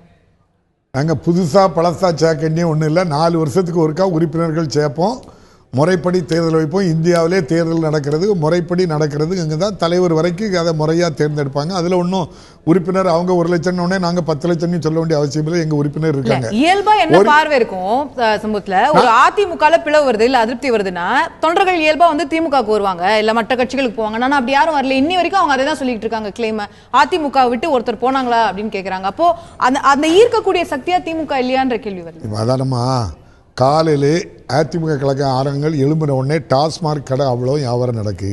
இது போக தனியாக வடித்து விற்கிறாங்க. குட்கா வியாபாரம் டிஜிபிலேருந்து அமைச்சர் வரை விற்கிறாங்க. இன்னைக்கு ஸ்கூட்டி கொடுக்கவும் 25,000 ரூபா நீ சொன்ன உடனே 5,000 நான் பதில் சொல்லுங்க தம்பி. இதெல்லாம் கோர்ட்ல இருக்கு தம்பி. இடையில வராங்க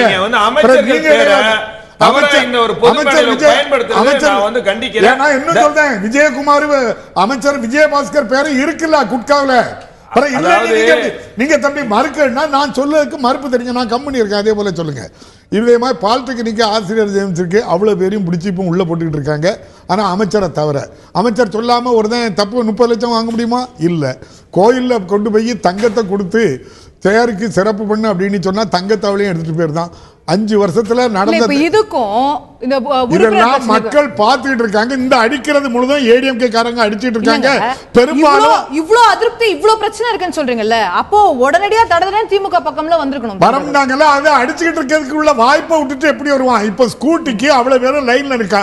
10,000 ரூபாய் தான் 25,000 ரூபாய் உனக்கு தரப்போகுது. 10,000 ரூபாய் தந்தாதான் இல்ல திரு தினகரனால அதிமுக தொண்டர்களே இருக்க முடியுது. அதிமுகவே ஒப்புக்கிறாங்க ஆர்கே நகர் தேர்தல்ல எங்களோட ஆளுங்க அவங்களுக்கு வேலை பார்த்தாங்கன்னு சொல்லி.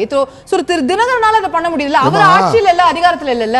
ஆனா அதிமுகவால அதை செய்ய அழகான கேள்வி கேட்டு. தினகரன் யாருமா? அதிமுக உள்ள ஒரு ஆளு. அவங்க அவங்க அவங்க நம்ம அதிமுக கிடையாது. அவங்க சித்தி யாருமா? சசிகலா அம்மா இருக்காங்கல்லம்மா. அவங்க இந்தியாவுல அதானி அம்பானி எல்லாம் எவ்வளவு சொத்து வச்சிருக்காங்களோ அப்படி 10 மடங்கு சொத்தை ஜெயலலிதா இருந்து அடிச்சு வச்சதை அவங்க தரமா வச்சிருக்காங்க. ஆதாரம் நீங்க பத்திரிகையை பார்க்க முடியல, ஊடகம் பார்க்க முடியல. உங்களுக்கு டாட்டாவே போக முடியாத துறைகள் எல்லாம் அவங்க செய்திருக்காங்க. அவங்களுக்கு அதை சொல்ல வரல.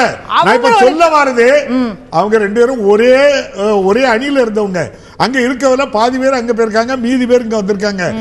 இப்ப 2 நாளைக்கு முன்னால நீங்க நார்த் இந்தியாவில் உள்ள ஒரு இங்கிலீஷ் பத்திரிகை பாத்தியோ பார்க்கலையோ எல்லாரும் இணைய போறாங்க. அவங்க வந்து டிடிவி தினகரனை தவிர மீதி எல்லாரையும் நாங்க அமைச்சர் ஜெயக்குமார் மறுத்து இருக்கிறார். நாங்க ஒரு காலம் சசிகலா அவரோட அணியோட சேர மாட்டோம். இல்லங்க, நீங்க ஒரு செய்தியை சொன்னீங்க, நான் இன்னொரு செய்தியை சொல்றேன். கரெக்ட். நான் அவங்க சொன்னபடி எதை நடந்துக்கிட்டாங்க சொல்லுங்க. நீங்க அவங்க சொல்லி நீங்க ஏதாவது சின்னம்மா காலில் போய் விழுந்த அவ்வளவு பேர் தானம்மா. சின்னம்மா கிட்ட அடிமை இங்க பாருங்க, அந்த இயக்கத்துல பெரியம்மா சின்னம்மா கிட்ட அடிமையா இருந்தவங்க தான் அமைச்சர் சிஎம் இருக்கவங்க எல்லாமே அவங்க தான். ரொம்ப லகுவா அவங்க மேல விமர்சனங்களை நீங்க முன் வச்சிட்டீங்க. ஆனா கேள்வி எனக்கு விமர்சனம் வைக்கலையே, நடைமுறையா சொல்றேன். என்னோட கேள்வி திமுகவை நோக்கியே தான் இருந்தது. புதிய அந்த உறுப்பினர்களையும் ஈர்க்கக்கூடிய சக்தியாக நீங்க இல்லையான்றதான் நான் அப்படி அதான் சொன்னேன். இப்ப ஆட்சியில இருக்கனால இந்த பணம் வந்துட்டு இருக்கனால வரல. இதையும் மீறி கேளுங்க, எங்க ஊர்ல ராதாபுரத்துல முன்னாள் சேர்மனா இருந்தது விஎஸ்ஆர் ஜெகதீஷ்.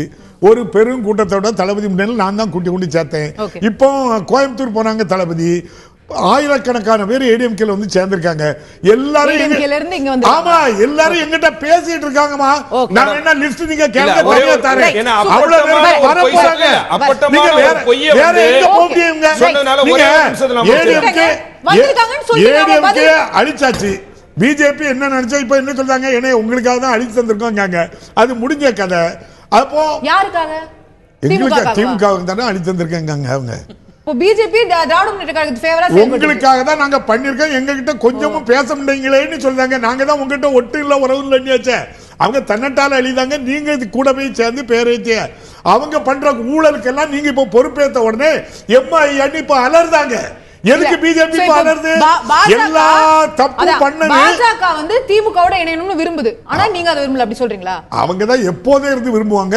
நாங்க அதுக்கு ஒருபோதும் அதுக்கு எங்களுக்கு ஒருபோதும் அதுக்கு நாங்க இடம் கொடுக்கல. அதான் ஒரு நிமிஷம் திரு அப்பா ஒரு நிமிஷம் ரெண்டு பேர் மேலே மாறி மாறி குற்றச்சாட்டு சொல்லிருக்கீங்களே, அவங்க பதில கேட்கணும். அதாவது வந்து அண்ணன் வந்து தேவையில்லாத ஒரு பொய்யான குற்றச்சாட்டை இந்த பொது மேடையில வந்து நீதிமன்றத்தில் இருக்கக்கூடிய விஷயத்துல பேசுறாரு. இவங்க என்னதான் கலர் கலரா சட்டை போட்டு நமக்கு நாமேண்டு போய் வயல்காட்டுல ஷூ போட்டு நின்ற கதைகளா இருந்து மக்கள் புறக்கணிச்சாங்க. ஆர்கே நகர் தேர்தலில் டெபாசிட் போனதெல்லாம் மறந்து இன்றைக்கும் ஊழல் வழக்குகள் ஊழல் வந்து பல அமைச்சர்கள் திமுக அமைச்சர்கள் மீது ஊழல் வழக்குகள் இன்னைக்கு நீதிமன்றத்தில் நடந்துகிட்டு இருக்கிறது அண்ணன் மறந்துடக்கூடாது. பல அமைச்சர்கள் மீது நீதிமன்றத்தில் வழக்கு இருக்குது. ஆகவே வந்து இல்லாத ஒன்றே இருப்பதாக சொல்லி இன்றைக்கு அரசாங்கத்து மீது ஒரு பொய்யான குற்றச்சாட்டு பொது மேடையில சொல்றது தயவு செய்து அண்ணன் நிறுத்திக்கணும். அப்ப குட்கா வியாபாரம் பார்க்கலையா, டாஸ்மார்க்ல களவு செய்யலையா, நீங்க அமைச்சர்கள் மீது நடக்கக்கூடிய வழக்குகள் என்ன சொல்றீங்க? அமைச்சர்கள் மீது நடக்கக்கூடிய வழக்குகள் என்ன சொல்றீங்க? தூங்கி முடிச்சறது டாஸ்மார்க் வியாபாரம் குட்கா வியாபாரம் உங்க சோதியா தானே, காசு பார்க்கறத தவிர வேற என்ன வேலை? Thiru Appavu got it. நீங்க குற்றச்சாட்டு வச்சீங்க, அவர் பதில் சொல்றாரு. ஏதோ 2G வழக்குல சுப்ரீம் கோர்ட் விடுதலை செய்த மாதிரி சுப்ரீம் கோர்ட்ல ஒரே கோர்ட்டுக்கு போனாலும் கற்பனையில கேஸ் போட்டு எவ்வளவு தண்டனை கொடுப்பா? குற்றச்சாட்டு பதில் ரெண்டுமே நம்ம பதிவு பண்ணிருக்கோம். விஷயம் நீதிமன்றத்துல இருக்கு. அந்த கற்பனையில வழக்கு போடுறதுனா எப்படி இருக்கும்? வரட்டும், நம்ம பேசுவோம். அத பத்தி நம்ம ஒரு குமரகுரு அவர்கள்ட்ட கேட்கிறது, எல்லா தமிழகத்தில் இருக்கக்கூடிய இப்போ பிரதான கட்சிகள்லாம் ஒவ்வொரு வகையில் வந்து அவங்க தொண்டர்களை சந்திக்கிறது, மக்களை சந்திக்கிறது போன்ற விஷயங்களை செஞ்சுட்டு இருக்காங்க. பாரதிய ஜனதா கட்சி தமிழ்நாட்டில் ஏற்கனவே நம்ம கடந்த தேர்தலுக்கு முன்னாடி மிஸ்டு கால் மூலமாக உறுப்பினர்கள் சேர்க்கைன்னு ஒரு 50 லட்சம் உறுப்பினர்கள் சேர்ந்திருக்கிறதா பாரதிய ஜனதா கட்சி சொல்லிச்சு. இப்போ என்ன நிலையில் இருக்கு கட்சியுடைய? நீங்கள் சொன்னது தான், எல்லாருமே தேர்தல் தயாராகிட்டு இருக்கும்போது நாங்கள் வந்து விருப்ப மனு வாங்க ஆரம்பிச்சிட்டோம். நீங்கள் வந்து அவர் ரவீந்திரன் துரைசாமி சொன்னது சின்ன மாறுதல், எங்களுக்கு தெரியுன்றதுனால இல்லை, வரப்போகுதுன்றது அனுமானத்தில் நாங்களும் போக ஆரம்பிச்சிட்டோம். அதுக்கு முன்னாடி ஐயா ஒரு முதல் சொட்டில் சொன்னார், ஊடகங்கள்லாம் வந்து பிஜேபி கவர்மெண்ட் மிரண்டுதுன்னு. அதை நீங்கள் கண்டிக்கல, பட் நான் கண்டிச்சு தான் ஆகணும். அது மாதிரி இல்லை, ஏன்னா எங்களோட பெரிய குறைகளே பிரதானமான இருக்கிற ஊடகங்கள் எல்லாமே எங்களுக்கு அகேன்ஸ்டாக தான் போய் பேசிட்டு இருக்காங்க. டெய்லி பார்க்குறீங்க, உண்மைக்கு புறம்பா நிறைய இடத்துல நாங்கள் கண்டிச்சு கூட இருக்கோம். அப்படி இருக்கும்போது அவர் இப்படி இது மட்டும் சொல்லலை, ரஜினிகாந்துக்கு நாங்கள் பணம் கொடுத்து கூட்டு வந்திருக்கோம்னு ஒரு எப்பவுமே ஐயா எங்க போனாலும் அட்வான்ஸ் பாருங்க, எங்க போனாலும் இது மாதிரி வந்து இது மாதிரி ஆதாரமே இல்லாம போற போக்கெல்லாம் சொல்லிட்டு இருக்காங்க. ஒரு விஷயங்க, தமிழ்நாட்டில் நாங்க சிறிய கட்சி, எந்த டவுட்டும் கிடையாது. ஆனால் அத்தனை பெரிய கட்சிகளும் பார்த்து பயந்துட்டு இருக்க கட்சி எங்களை கட்சி. ஏன்னா கரெக்டா உண்மை என்ன, இந்த பகுத்தறிவுன்னு சொல்லி ஏமாத்துறது எல்லாம் நாங்க சுட்டு விட்டு வைக்கிறோம். ஒரே விஷயம், குடும்ப அரசியல் ஒரு வார்த்தை பொன்னார் அவர்கள் சொன்னாரு. உடனே ஸ்டாலின் அவர்கள் வந்து புறநானூற்றில் இருந்து எடுத்த தமிழ் இலக்கிய வார்த்தைகள்லாம் எடுத்து புறம்போக்கு களவாணி எல்லாம் சொன்னாரு. அவர் சொன்ன அடுத்த நாள் பாத்தீங்கன்னா தாம்பரத்துல போராட்டத்துல உதயநிதி ஸ்டாலின் தான் முன்னாடி வந்து நிக்கிறாரு. ஏன்னா இது மக்கள் பாக்குறாங்க, இவர் சொல்றாரு, அவர் கோச்சிக்கிறாரு, அடுத்த நிமிஷம் இவர் வந்து நிக்கிறாரு. முரசொலியில யார் உறுப்பினரா இருக்காங்க, இத்தனை நாள் இருந்தவங்க எல்லாத்தையும் விட்டுட்டு இதை பாக்குறாங்க. உலக நாத்திக மாநாடு யார் திறந்து வைக்கிறதுன்னா எஸ்ரா சர்க்குணம் திறந்து வைக்கிறாரு. ஆனா அவர் திறந்து வைக்கிறது ஒன்றும் வச்சுங்க, அது முரண்பாடு. ஆனா அடுத்த நாள் அவர் சொல்றாரு, ஸ்டாலின் அவர்களுக்கு நான் வேண்டுகோள் வைக்கிறேன், பகுத்தறிவு பேசுற நீங்க வந்து உங்க மனைவி எல்லாம் போற தவிர்க்கணும், கோயிலுக்குலாம் போகக்கூடாது. அப்படி இதை மக்கள் என்ன நினைக்கிறாங்கன்னா, அப்ப உண்மையிலேயே இவங்க சொல்றதெல்லாம் கரெக்டா, பிஜேபி சொல்றது கரெக்ட், கடவுள் இருக்குன்னா இருக்கு எல்லா மதத்துக்குமே, இல்லைன்னா எதுக்குமே இல்லை, இந்து மதத்துக்கு மட்டும் இல்லை, இவங்களுக்கு மட்டும் இருக்கு. வீட்டுல இருக்கிறவங்க எல்லாம் கும்பிடுறாங்க, நான் கும்பிட மாட்டேன், நான் ஒருத்தர் புதுசா ஒருத்தர். நீங்க திமுக மேல பல விமர்சனங்களை வைக்கிறீங்க, நம்ம அதை கேட்போம் திரு அப்பாவு அவர்கள்ட்ட. ஆனா அந்த விமர்சனங்கள்லாம் ஒரு வாரத்துக்கு நம்ம வந்து அப்படியே சரி அப்படின்னு ஏத்துக்கிட்டாலுமே கூட அதை வந்து வாக்குகளா பாரதிய ஜனதா கட்சி மாற்றக்கூடிய அளவுக்கு வலுவான நிலையில இருக்கிறான்ற கேள்வி இருக்கு. வலு பெற்று வந்துட்டு இருக்கோம், ஏன் பயப்படுறாங்க? இப்ப பாருங்க, வந்ததுல இருந்து பாத்தீங்கன்னா ஐயா பேசுனது எல்லாமே பிஜேபி பண்றாங்க, பிஜேபி தமிழ்நாட்டுல காலு ஒண்ணுல கை ஒண்ணுல எல்லாம் நீங்க சொல்றீங்க. ஆனா எல்லா கட்சிகளுமே ஒரு வீட்டுக்கு முன்னாடி உட்காந்துக்கிட்டு நாங்க அப்படி போயிட்டு இருக்கோம், இந்த வீட்டுக்குள்ள மட்டும் வந்துடாதீங்க, இந்த வீட்டு நாங்க ஒண்ணும் சொல்லலைங்க, நாங்க ஒரு பக்கம் போயிட்டு, இந்த வீடு மட்டும் சாதாரண வீடு கிடையாது, இது யார் வீடு தெரியுமா, அந்த மண் இந்த மண் சொல்றீங்களே, ஏன் நாங்க அமைதியா தானே இருக்கோம், ஒரு வார்த்தை கேட்கிறோம், அதுக்கே எவ்வளவு பயப்படுறீங்க? வைகோ சொல்றாரு, நான் திராவிடன் இல்ல இந்து அல்ல திராவிடங்கிறாரு. இது மக்கள் அப்படியே பைத்தியம் முடிச்சிட்டு இந்து யாரு திராவிடன் யாரு எது மதம் அந்த அளவுக்கு குழப்பி இந்த 60 வருஷம் வச்சிருந்ததை நாங்க தெளிவு பண்ண வரும்போது மக்கள் எல்லாம் அதிருப்தியா தான் எல்லா கட்சி மேல இருக்காங்க. நேரடியா வர மாட்டாங்க, ஊரைய புத்துக்கிட்டு வந்துருவாங்கன்னு ஒரு பயம் தான். ஒரு நிமிஷம் அந்த விமர்சனம் வர மாட்டாங்க, ஊரைய புத்துக்கிட்டு வந்து குறுக்கு வழியில வந்துருவாங்க. குறுக்கு வழினா யார் மூலமா? குறுக்கு வழினா யார் மூலமா? அவங்களே வருவாங்க, அவங்களுக்கு எல்லா வழிகளும் தெரியும், அவர்களுக்கு எல்லா வழிகளும் தெரியும். குறுக்கு வழினா யார் மூலமா? அதாவதுமா இப்ப தம்பி சொன்னாங்க கடவுள் இல்லை அப்படின்னு சொன்னாங்க. ஒரு காலத்துல கோயில்ல ஒரு சமூகத்தை தவிர வேற யாருமே கோயில் உள்ள நாங்க போக முடியாது, கோயில் தெருவில் போக முடியாது, பள்ளிக்கூடத்துக்கு போக முடியாது, ஹோட்டலுக்கு போக முடியாது. அப்படிப்பட்ட ஒரு நிலைப்பாடு இருக்கும்போது அப்படிப்பட்ட ஒரு பிரச்சனை வந்தது. அண்ணா வந்த உடனே ரொம்ப தெளிவா சொன்னாங்க, ஒன்றே குலம் ஒருவனே தேவன். கடவுள் நம்பிக்கை இல்லைங்கிறது இல்ல அதனுடைய அர்த்தம். அதனால கடவுள் நாங்க யார் வேணாலுமே இப்ப நீங்க வந்து ஒத்த கருத்து உள்ளவங்க நாங்க யார் வேணாலும் போவோம். நீங்க ஒரு மாநாடு நடத்துறாங்க கூப்பிட்டாக்கி போக கூடாதுன்னு சட்டம் கிடையாது. இப்ப திராவிட இயக்கம் அது ஒரு கொள்கையோட உள்ள கட்சி. ஒன்றே குலம் ஒருவனே தேவன்ற விஷயத்தை திமுக ஏற்ற பிறகு அப்புறம் வந்து இன்னமும் கடவுள் மறுப்பும் மற்றொரு பக்கம் இருந்துட்டு தானே இருக்கு. கனிமொழி அவர்கள் பேசிட்டு இந்த ஒண்ணே நான் சொல்லுமா, எல்லாருமே மத பிரச்சனையும் ஜாதி பிரச்சனையும் ஏன் எடுக்காங்க அப்படின்னு சொன்னா இவங்க செய்த தவறுகள் நமக்கு தெரியக்கூடாதுங்க. ஒரு உதாரணம் அதுக்கு தம்பிக்கு தெரியும், ஒத்துக்கிடுவாங்க. கிறிஸ்டில்னு ஒரு அமைப்பு 6 மாசத்துக்கு முன்னால ஒரு ஆய்வு செய்து ஒரு அறிக்கை வெளியிட்டிருக்கு. பேங்க்ல கடன் வாங்கிட்டு கார்பரேட் கட்டாம 80,000 கோடி ரூபாய் ரைட் ஆஃப் பண்ணியிருக்காங்க. அதுக்கப்புறம் 40,000 கோடி ரூபாய் 4 காலாண்டுகளில் செய்வதாக உறுதியளிச்சிருக்காங்க. இது நான் சொல்லல, கிறிஸ்டினுடைய சீனியர் டைரக்டர் கிருஷ்ணன் சீதாராமன் சொல்லியிருக்காங்க.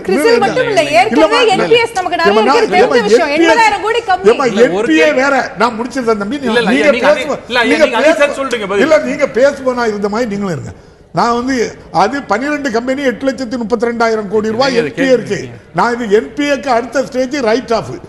இதே போல விவசாயிகளுக்கு 11 லட்சம் பட்ஜெட் நீங்க 1 லட்சம் கோடி, இது வந்து 11 லட்சம் கோடி ரூபாய் விவசாயிகளுக்கு கடன் கொடுக்கணும்னு இருக்காங்க.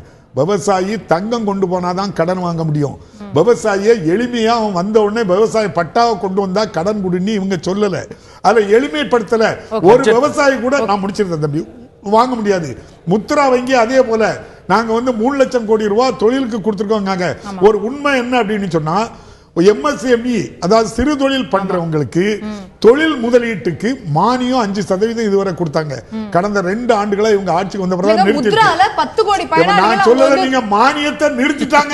நீங்க அதை 5% மானியத்தை தம்பி நான் முடிச்சிருந்தேன், இதையும் சொல்லுங்க நிறுத்திட்டாங்க. அது மட்டும் இல்ல, எம்எஸ்எம்இஸ்க்கு கார்ப்பரேட் டாக்ஸ் 5% குறைஞ்சிருக்கு. ஏமா கார்ப்பரேட் டாக்ஸ் நான் பேசலமா, நான் தொழில் முதலீடுக்கு வரவனுக்கு 5% மானியம் வழங்கப்பட்டதை கடந்த 2 ஆண்டுகளாக நிறுத்தப்பட்டிருக்கு. அது போக அவங்க வந்து கடன்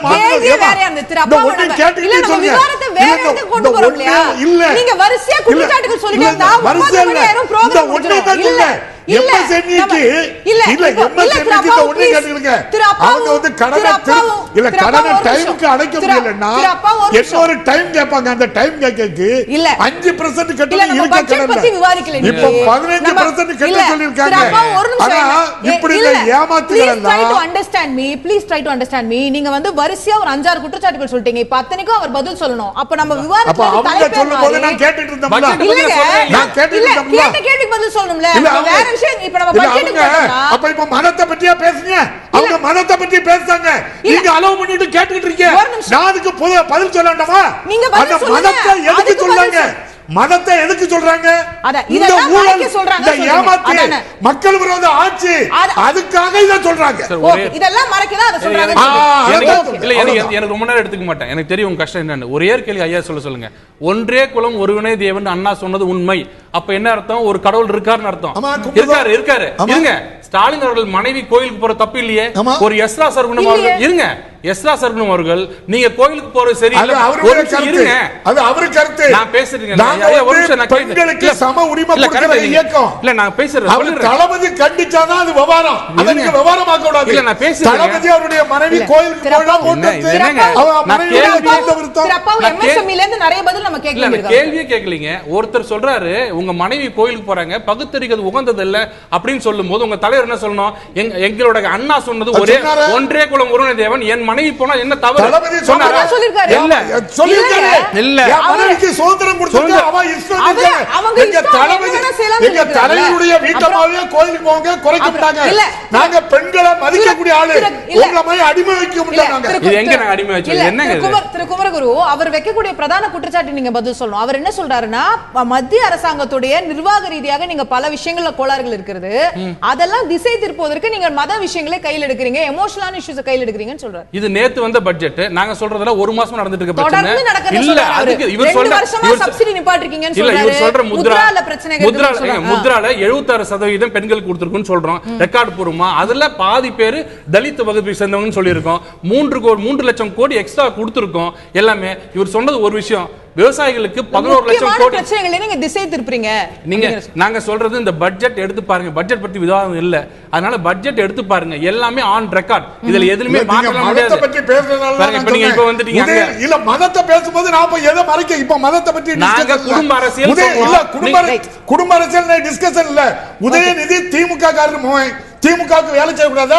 குடும்ப அரசியல் தப்பு இருக்கா? அப்ப அவர் சொன்னாரா பண்ணாரு? இது குடும்ப அரசியலா? ஆமா, இது குடும்ப அரசியல். இப்ப அவருக்கு என்ன பொறுப்பு? சிஎம் பதவியா கொடுத்திருக்க அவருக்கு? இல்லங்க, அவரு ஒரு தொண்டனா? இந்த ஊர்ல லட்சம் பேர் வந்து நிக்கு வெயில்ல காய்தான். முரசொலியில உறுப்பினரா இல்லையா? முரசொலியில உறுப்பினரா இல்லையா? உங்களுக்கு அதை பத்தி என்னையா கவலை? இப்ப இல்லன்னு சொன்னீங்க, இப்ப இல்லன்னு சொல்றீங்க. உங்களுக்கு என்ன கவலைன்னு தான் நான் எனக்கு ஒரு கவலை இல்லைங்க. என் பையன் ரோட்ல வந்து உண்ணாவிரத்துக்கு வரா, மறியலுக்கு வரான்னா ஏன் வாரான்னு நீங்க எப்படி சொல்லலாம்? அப்படி சொல்லுங்க. ஏன் புறம்போக்குன்னீங்க? இல்ல, நாங்க புறம்போக்குன்னு சொல்லுங்க. இல்ல, களவாணியும் புறம்போக்குன்னு எதை சொன்னோம் அப்படின்னு சொன்னா, பிற்போக்கான நிலைப்பாடு எடுக்க. களவாணிங்கிறது மத்திய அரசு ஜிஎஸ்டிக்கு ஆந்திராவுக்கு 3000 கோடி, தமிழ்நாட்டுக்கு 619 கோடி ரூபாய். இது அதே மாதிரி நீட் தேர்வுல எங்க ஆட்கள் பரிட்சை எழுத முடியாம இருக்கு, எம்பிபிஎஸ் போகாம இருக்கு. இது களவாணித்தனம் சொல்றோம். இது தப்பு இல்லையா? மற்ற கட்சிகள்கிட்ட கேட்க வேண்டியது இருக்கு. ஜவஹர் அலி அவர்கள்ட்ட கேட்க நினைக்கிறது, அதிமுகவில் கட்சி ரீதியான மாற்றங்கள் வருகின்றன. 50 மாவட்டங்கள் அப்படிங்கிறது வந்து 70 மாவட்ட செயலாளர்களாக உயர்த்தப்பட இருக்கிறது அப்படின்ற தகவல் துணை முதலமைச்சரும் கூட பேசும்போது நாங்கள் அந்த எண்ணிக்கையை அதிகரிப்பது பற்றி பரிசீலித்துக் கொண்டிருக்கிறோம் அப்படின்னு சொல்லியிருக்கிறார். இது அதிருப்தியில் இருக்கக்கூடியவர்களுக்கு புதிய பொறுப்புகள் வழங்குவதற்கான முயற்சி அப்படின்ற விமர்சனம் எழுது. அப்படி இல்லை மேடம், அது ஒரு நிர்வாக வசதிக்காக. இன்றைக்கு மக்கள் தொகை பெருகி இருக்கு, தொண்டர்கள் அதிகமாக ஆயிட்டாங்க. அந்த அடிப்படையில் வந்து பொறுப்புகளை பிரிச்சு கொடுக்கும் போது அவர்களுடைய அந்த மக்களை நேரடியா தொடர்பு கொள்வதற்கு வசதியா இருக்குங்கிற ஜெயலலிதா அவர்கள் இருக்கிற வரைக்கும் அது வந்து செய்யப்படல. இன்ஃபேக்ட் 2014க்கு பிறகே வந்து திராவிட முன்னேற்ற கழகத்துல வந்து இந்த மாதிரி எல்லாம் எக்ஸ்பேண்ட் பண்ணி எல்லாமே செஞ்சுட்டாங்க. அவங்க வந்து கிட்டத்தட்ட 70 மாவட்டங்கள் வந்து இப்போ வச்சிருக்காங்க. ஆனா அப்ப கூட ஜெயலலிதா அவர்கள் அதை முன்னெடுக்கல. 2014 இருந்த மக்கள் தொகையை விட அதன் பிறகு 2018 இன்றைக்கு மக்கள் தொகை அதிகரிச்சிருக்கு 4 வருஷத்துல. அந்த அடிப்படையில தான் இப்படிப்பட்ட இது காலத்துக்கு ஏற்ப ஒவ்வொரு சூழ்நிலைக்கு ஏற்ப வளர்ச்சியை நோக்கி போகும்போது மாற்றங்கள் ஒன்றே மாறாததன் அடிப்படையில் மாற்றம் வந்து என்ன விமர்சனம் வந்துருது அப்படின்னா, திரு பன்னீர்செல்வம் அவர்களுடைய ஆதரவாளர்களுக்கு வந்து பெரும்பாலும் வந்து பதவிகள் வந்து வழங்கப்படல. திரு KP முனுசாமி போன்ற 2-3 நபர்கள் தாண்டி வழங்கப்படல. அவங்களெல்லாம் உள்ள கொண்டு வரதுக்கு அகாமடேட் பண்றதுக்கு வேற என்ன பண்றதுன்னு தெரியாம நம்ம வந்து மாவட்ட செயலர் பதவியை அதிகரிச்சிருவோம் அப்படின்னு. இந்த அதிமுகவினுடைய தொண்டர்கள் பதவியை மட்டுமே நோக்கமாக வைத்துக் கொண்டு கட்சியிலோ ஆட்சியிலோ இருக்கிறது இல்ல. அம்மாவுடைய உண்மையை தொண்டர்களாக இருக்கிறாங்க. ஆனா மக்கள் சேவை செய்யறதுக்கு இது வாய்ப்பா பயன்படுத்துகிறாங்க இந்த மாவட்ட செயலர் பொறுப்புகளை தவிர. இது பதவி வந்துட்டு திமுக போது திமுக மாதிரி பதவி வந்த கைய கூட வந்த கையோட காவல் நிலையங்களையும் கட்ட பஞ்சாயத்து பண்றது மற்ற தொழில் ரீதியாக அதிமுக கட்சியினுடைய நிர்வாகிகள் செய்யறது இல்ல. எவ்வளவு புரிதல் அதிமுக வச்சுட்டு நீங்க அதிமுகவை பொறுத்த வரைக்கும் கொள்ளையடிக்க ஒரே குறிக்கோள், கொள்ளையடிப்பது மட்டும் ஒரே குறிக்கோள். அதை தவிர வேற எந்த இது நீங்க பண்ண கிடையாது. இன்னைக்கு தொழில் செய்ய இருந்தது தமிழ்நாட்டுக்கு இதெல்லாம் மறுக்கவே முடியாது. நீங்க 10% கமிஷன் பெரிய தொழிலிருந்து சின்ன தொழில் வரைக்கும் 10% கமிஷன் காவல் நிலையத்துக்கு போய் யார் அதிகாரம் பண்ண முடியாது. தொழிலை பற்றியே பேசணும். அடுத்து உங்கள்ட்ட தான் வரேன். திரு ஜவஹர் அலி, நான் கேட்ட கேள்வி வந்து அதிமுகவில் EPS OPS அணிகளுக்கு இடையே இன்னும் அதிருப்திகள் இருக்கிறதா, OPS ஆதரவாளர்களுக்காக இருக்கிறதா, திராவிட முன்னேற்ற கழகத்தை பத்தின கேள்விகள் இல்ல. எந்த விதமான இல்ல, நீங்க பொறுப்புன்னு கேட்டனால ஏதோ பொறுப்பு இதனால லாபம் வருமா நினைச்சு யாருமே அந்த பொறுப்புல இணைகிறது இல்ல. மக்கள் பணி செய்வதற்காக வந்து ஒருங்கிணை ஒருங்கிணைப்பாளர் நியமிக்கும் போது அதை ஏற்று நடக்கிறாங்க. ஏன்னா அம்மா உன்னுடைய ஆட்சியை எந்த விதமான மனக்கசப்பும் எந்த விதமான பிரிவினையும் இல்ல மேடம். இரண்டு பேருமே இரட்டை கலர் துப்பாக்கிகளாக செயல்பட்டு இருக்காங்க. திரு அப்பா அவர்கள்ட்ட கொண்டு போக நினைக்கிறது நிறைய குற்றச்சாட்டுகளை திரு ஜவஹர் அலி முன் வச்சாரு. திமுக செயல் தலைவரே சொல்லும் போது என்ன சொல்றாரு, கடந்த கால தவறுகளிலிருந்து நம்ம திராவிட முன்னேற்ற கழகத்தை நான் மாத்த போறேன் அப்படின்னு சொல்றாரு. என்ன கடந்த கால தவறுகள்?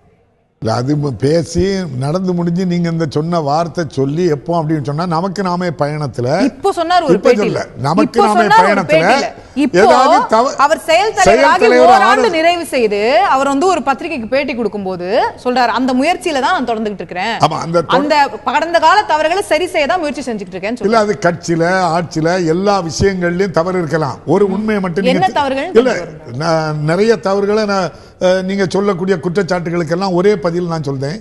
அவர் துணை முதல்வராக இருந்தாங்க, உள்ளாட்சித்துறை அமைச்சராக இருந்தாங்க. அவங்க இருந்த பீரியட்ல இது வரைக்கும் அவர் மேல ஒரு குற்றச்சாட்டு யாராவது சொல்ல முடியுமா? அப்படி ஒரு புனிதமான ஆட்சி அவரால் நடக்கும். அவர் மேல குற்றச்சாட்டு இல்ல நான் சொல்ல முடியும், திமுக தலைவர் மேல குற்றச்சாட்டு இல்ல நான் சொல்ல முடியும், ஆனா திமுக யார் மேலயும் இல்லையான்னு சொல்ல முடியும். இல்ல ஏமா, நான் திமுகவில் தான் நான் இருக்கிறேன், நான் கோயிலுக்கு போகக்கூடிய ஆளு தான். நீங்க உடனே மதத்துக்கு விரோதமான இது அது திராவிட இயக்கம் அப்படின்னு சொன்னாக்கி அதை ஒத்துக்கிட முடியுமா? கோயிலுக்கு போறவங்களும் இருக்காங்க, கோயிலை வணங்குறவங்களும் இருக்காங்க. அதே மாதிரி நான் ஒரு தவறு பண்ணோம்னா என் மேல் நடவடிக்கை எடுத்திருப்பாங்க. நீங்க எல்லாரும் ராசா மேலேயும் கனிமொழி மேலேயும் நடவடிக்கை எடுங்கன்னாங்க. இன்னைக்கு என்ன சொல்லிட்டாரு அவரு பாருங்க, இது குற்றமே இல்ல, கற்பனையில புனையப்பட்ட வழக்கு அப்படின்னு சொல்லியாச்சு.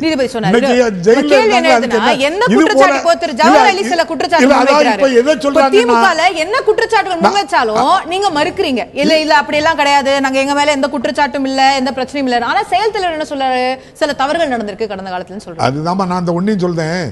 ஊடகங்கள் எல்லாம் சேர்ந்து தவறுகள்னு சொல்லும் போது நான் கூட ஒரு தவறு பண்ணியிருந்தா என்னமோ அப்பா இப்படி பண்ணாதுங்கன்னு சொல்லியிருப்பாரு.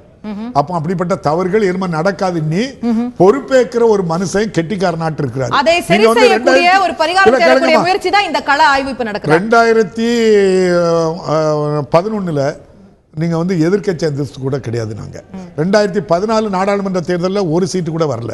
நமக்கு நாமே பயணம் போய் 1% வாக்கு வித்தியாசத்துல 89 சட்டமன்ற உறுப்பினர்களை வச்சு இன்னைக்கு இவ்வளவு பெரிய வாய்ப்பை உருவாக்குனது நான் சொல்றேன் தம்பி. அதே நான் சொல்ல தம்பி, ராஜீவ் காந்தி காலத்துல ஒண்ணு தலைவர் மட்டும்தான் வெற்றி பெற்றாரு. நீங்க எங்களை ராஜீவ் காந்தி மரணத்துக்கு பிறகு அன்னைக்கு எங்க மேல இப்படிதான் பொய் குற்றச்சாட்டு பண்ணாங்க. அதனுடைய விளைவுகள் எல்லாம் எல்லாரும் சந்திப்பீங்க. நாளைக்கு இன்னைக்கு ஒண்ணுமா, இன்னைக்கு எல்லாருமே என்ன சொல்லணுமா, எல்லா ஊடகங்களும் பிரதான எதிர்கட்சி, கட்டுக்கோப்பான கட்சி, இவ்வளவு வலுவான கட்சி. நேத்து முன்தினம் கூட பஸ் கட்டணத்தை எடுத்து மக்கள் பிரச்சனையை எடுத்து லட்சம் பேர், நாங்க இன்னைக்கு 6 லட்சம் பேர் உள்ள அளவுக்கு போக முடியும் போது ஊடகங்கள்லாம் இன்னைக்கு பிரதான எதிர்கட்சி. நாளைக்கு அவர் சிஎம்மா வரப்போறாதுங்கிறத தெரிஞ்சு சில பேர், சில ஊடகங்கள், சில பத்திரிகைகள் அவருக்கு விரோதமாட்டு ஒரு அம்பு வீசாங்க. என்ன தவறுன்னு நீங்க கேட்கறீங்கல்ல? ஏதோ செயல் தலைவர் சொன்னதை ஒரு வரி பேசாம வேறதான் நான் சொன்னேன்னு சொல்லுங்க. திராவிட முன்னேற்ற கழக செயல் தலைவர் சொன்னதை நான் கோட் பண்றேன் தவிர வேற எதுவும் இல்ல. எதிர்க்கட்சிகள் சொன்னதை நான் சொல்றேன். இப்ப கூப்பிட்டு வச்சு கேட்காங்க. தவறு இல்லமா, அது ரொட்டீனா நடக்கக்கூடியது. மக்களை சந்திப்பாங்க, கட்சியை சந்திப்பாங்க, கட்சிக்காரங்களை கூப்பிடுவாங்க, என்ன நடக்குன்னு கேட்பாங்க. இப்ப ஒட்டுமொத்தமா எல்லாரையும் கூப்பிட்டு வச்சு பண்றாங்க. தவறு நடந்திருக்கிறது கண்டுபிடிச்சா நடவடிக்கை எடுப்பாங்க. அதை ஏத்து யாரும் போறது இல்ல. அடுத்த முதல்வர் அவர்தாங்கிறதுல மாற்று கருத்து யாரும் இல்ல. திரு குமரகுரு, உங்களுடைய இறுதியான பார்வைகள் நம்ம இறுதி பகுதியில் இருக்கிறோம் நிகழ்ச்சி. இல்ல இப்ப திமுக ஏன் இவ்வளவு பதட்டப்படுறாங்கன்னா இல்ல கட்சியில இருங்க முடிச்சிடுறேன். ஏன் இவ்வளவு பதட்டப்படுறாங்கன்னா பாயிண்ட் கரெக்டா கேட்கறதுனால பண்றாங்க. அதிமுக என்னன்னா அந்த அம்மா உயிரோடு இருக்கும்போது, ஜெயலலிதா இருக்கும்போது கூட எல்லாத்தையும் ஒரே மாதிரி தான் எல்லா பண்டிகைக்கும் வாழ்த்து சொல்லுவாங்க, அதை பத்தி கவலை இல்லை. ஆனா இவங்களுக்கு ஏன் இந்த பிரச்சனை வருதுன்னா, இவங்க இப்ப சொன்னாரு அதெல்லாம் ஒரு பிரச்சனை ஒன்றே குழு உடனே தான் சொன்னாரு. ஆனா கலைஞர் அவர்களே பல தடவை டிஎம்கே எம்பி சிவசங்கரன் குங்குமம் வைக்கும் போது அதுக்கு என்ன கமெண்ட் அடிச்சாரு, இந்துக்குள்ள என்ன கமெண்ட் அடிச்சாரு. அவர் அப்படி கொள்கை கொண்டதாலுமே கூட நீங்களே சொல்றபடி அவருடைய வீட்டு உறுப்பினர்களையோ அவருடைய மனைவியோ அவர்கள் தடுக்கவே இல்லை. கரெக்டா கேட்டீங்க. என் வீட்டுல யாரும் தடுக்க முடியல. ஆனா அந்தியூர் செல்வராஜ் ஒரு அமைச்சர் மறிச்சு பேசுறீங்க. நீங்க என்ன எதிர்பார்க்கறீங்களோ அதை நான் உங்கள்ட்ட கேட்கிறேன். அந்தியூர் செல்வராஜ் ஒரு அமைச்சர் வந்து தீ வச்சு போகும்போது காட்டு மிராண்டித்தனம் சொன்னது அவர் மட்டுமா இல்ல எல்லாரையுமே சேர்த்தா இல்ல அதே மாதிரி எல்லா மதத்துக்கும் சொன்னாரா? இந்த பார்ஷியாலிட்டி இருக்கு பாருங்க, இதை சுட்டி காட்டுற ஒரே பிஜேபி தான். அதனாலதான் அவங்க பேசும்போது ஊடகங்களை மிரட்டுறாங்க, பணம் கொடுத்துட்டாங்க, மேல இருந்து பாக்குறாங்க, கீழ இருந்து ஏற்கிறாங்க, எல்லாமே சொல்றது அவங்க தான். அதனால எங்களை பார்த்து 1000 பேசினாலும் அவங்க பார்த்து பயப்படுறது பிஜேபி தான். Okay right. அதே உங்களுடைய விதியான பார்வையத்துக்கு குற்றச்சாட்டு இருக்குங்கிறதுனால சுருக்கமான பதில். ஒரே வரியில அதாவது ஒட்டு நிதி ஆயோக் ஆரம்பிச்சு இந்தியாவில் உள்ள பொதுத்துறை நிறுவனங்களை எல்லாம் மொத்தமா விற்கிறாங்க. கார்பரேட்டுக்கு தான் வித்தாங்கன்னு நினைச்சோம். இந்த பட்ஜெட்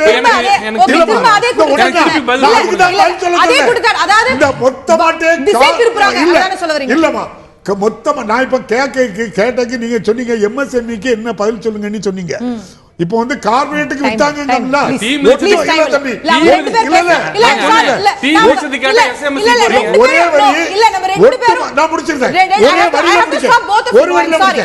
ஒட்டுமொத்தமாட்டு கார்பரேட்டை பட்ஜெட் போட்டு ஜெட்லியை வாசிக்க சொல்லியிருக்கு. மக்கள் விரோத பட்ஜெட்.